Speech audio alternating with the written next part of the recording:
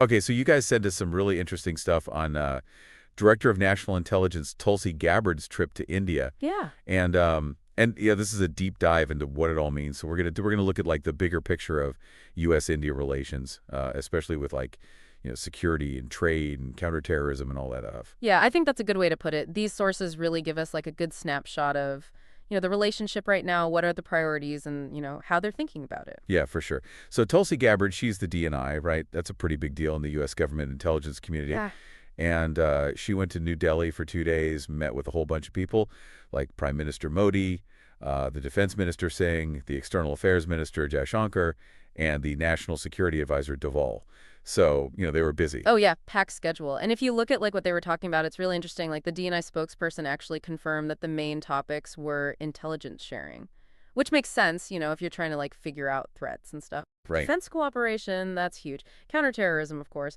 And then just generally transnational threats. So those are the big security things they're focused on right now. Yeah, absolutely. And then on top of all those meetings, Gabbard also gave a speech at the Raisina Dialogue. I thought that was pretty interesting. Me too. She kind of laid out President Trump's global peace strategy, which is all about, realism and pragmatism. Right. So what does that actually look like? Well, she talked about strong leadership, which is, kind of a given. And then she said you have to have a realistic view of what's happening in the world. Okay. And then she said cultural and economic ties are super important. Like if you build those up, it can actually prevent problems down the road. Interesting. And then the last thing was that everything has to be about mutual interests. Like what are we both getting out of this? So yeah, a very focused approach. Yeah, very much like you said, results-oriented.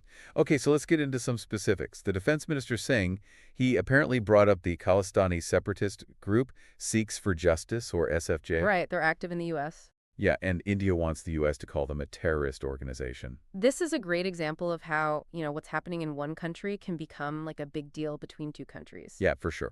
And it's complicated, too, because India is worried about SFJ's connections to Pakistan's intelligence agency, the ISI. Uh-huh. And there are even reports about ties to Babar Khalsa.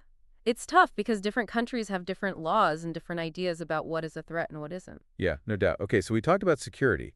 Now, what about the economic stuff? Right. Well, the sources are saying they're trying to improve trade between the U.S. and India. Yeah. Reduce tariffs and all those barriers that make trade harder. Maybe even a new trade agreement. Okay, but wasn't Trump calling India like the tariff king and saying they're abusing trade? Yeah, he has said some things like that. And there's talk of the U.S. putting new tariffs on India starting in April? Right, like on agriculture and pharmaceuticals. Which is kind of weird because Modi was just in the U.S. talking about a trade deal. Yeah, it is a little confusing. I mean, they say they want to work together, but then there's all this talk about tariffs. Yeah, I think it shows how tricky it can be. You want to be friends, but then there's money involved. Exactly. It's all connected. Okay, so big picture, Gabbard's visit shows that the U.S. and India are getting closer on security stuff. Definitely, counterterrorism is a huge priority for both of them. But trade, it's still a bit of a mess. Yeah, there are a lot of talks happening, but also the threat of tariffs, so it's kind of up in the air. Right, so for everyone listening, think about this. We've got these two huge countries getting closer on security. Right. But they can't quite figure out the trade thing. So what does that mean for, like, the global balance of power? It's a good question. Yeah. And how will all this affect how the U.S. and India deal with future problems together? Something to think about. Thanks for joining us for this deep dive. It was fun. Yeah, I learned a lot. Me too.